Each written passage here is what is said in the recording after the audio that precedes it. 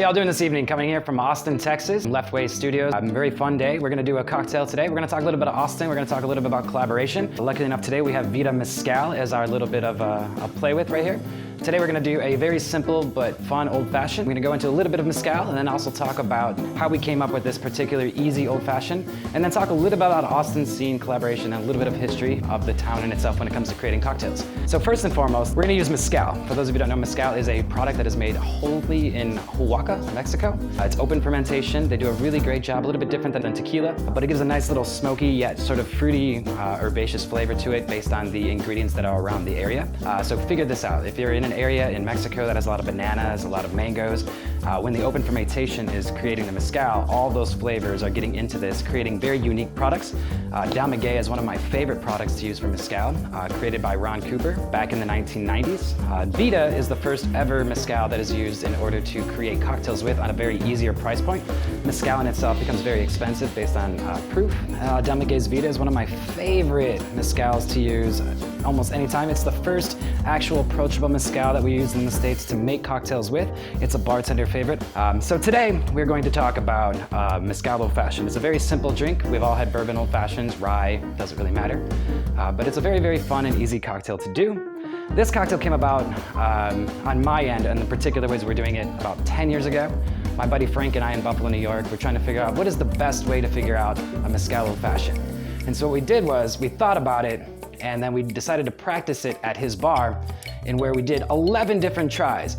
Mind you, being I was the accidental victim of this, where I drank all 11 of them, only to realize that the second one we did was actually the one that worked out the best. Needless to say, I took a car home that night. Thank God for Uber and things like that. Old Fashions are very, very simple. You're gonna use some sort of sugar, some sort of bitters, and then the product. Today, like I said, we're using Vida Mezcal. It's going to be, we used a little bit of chocolate bitters right here, and a little bit of orange bitters. They really bring out the flavors of mezcal.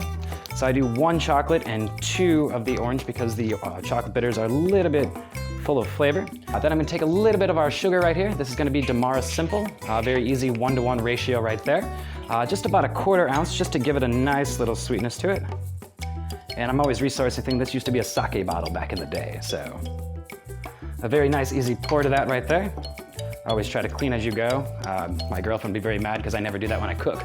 And then we're gonna use 2 ounces of your Vida Mezcal right here, using these wonderful apparatuses that you can find at any store here in Austin, or anywhere for that matter. And then a little bit of ice to dilute your cocktail right there. My nice trusty spoon right there. And you're just gonna give it a nice little stir the entire time to dilute the cocktail.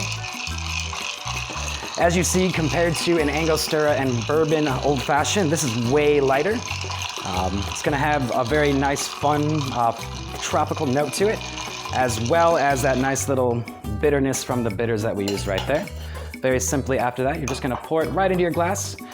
You can either do this over ice.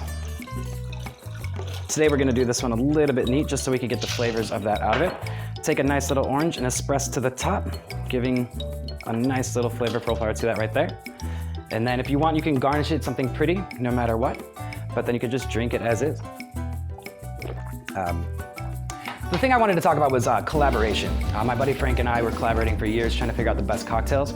And I find now more than ever, collaboration, even if it's social distancing, is perfect for the time we have. What we're trying to do here is we're trying to create an online format with happy hour TV, as well as a virtual happy hour every Friday, in order for everyone to get together, collaborate, meet each other, and then discuss cocktails in this time where we're not able to hang out with each other.